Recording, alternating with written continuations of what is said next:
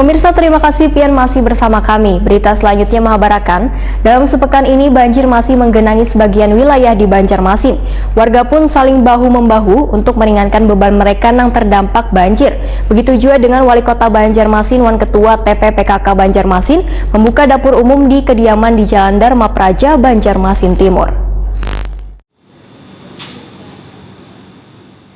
Dalam sepekan ini, banjir masih menggenangi sebagian wilayah di Banjarmasin. Warga pun saling bahu-membahu untuk meringankan beban mereka yang terdampak banjir. Begitu juga dengan Wali Kota Banjarmasin Ibnu Sinawan, Ketua TPPKK Banjarmasin Siti Wasilah, membuka dapur umum di kediaman di Jalan Dharma Praja, Banjarmasin Timur. Ketua TPPKK Banjarmasin Siti Wasilah, waya ditakuni Prima TV Baisukan Kamis 21 Januari 2021 medahkan, saban Baisukan, dapur umum menyediakan berbagai makanan di antaranya mie instan. Berbagai makanan sebanyak 1.500 hingga 3.000 porsi yang didistribusikan saban hari ini dimasaknya bersama keluarga wan relawan. Menurut Siti Wasilah, ada beberapa titik wilayah yang menjadi tujuan untuk pendistribusian, di antaranya di kawasan yang terdampak banjir cukup tinggi, kayak Banjarmasin Selatan dan Banjarmasin Timur. Siti Wasilah mengakui dalam situasi banjir ini, bahan untuk mempersiapkan makanan ini sedikit mengalami kendala, namun berupaya bekerja sama dengan grosir-grosir di Banjarmasin.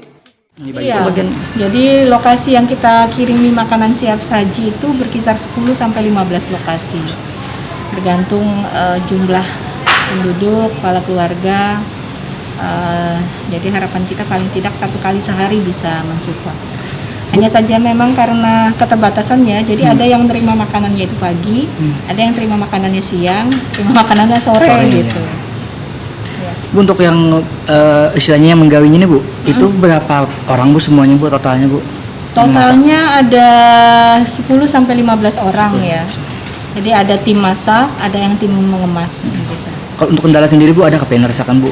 Kendalanya membeli bahan pokok ya. Walaupun kita bersyukur masih bisa menghubungi beberapa grosir yang siap menyediakan, tapi pengantaran kemudian juga sulit. Jadi kita biasanya janjian ketemu di mana, lalu mobil atau sarana transport kita yang memungkinkan untuk menembus di depan kediaman juga kan cukup tinggi airnya. Siti Wasilah pun mengucapkan terima kasih kepada seluruh donatur yang telah ikut membantu dalam penyediaan makanan yang dibagikan bagi warga terdampak banjir di Banjarmasin.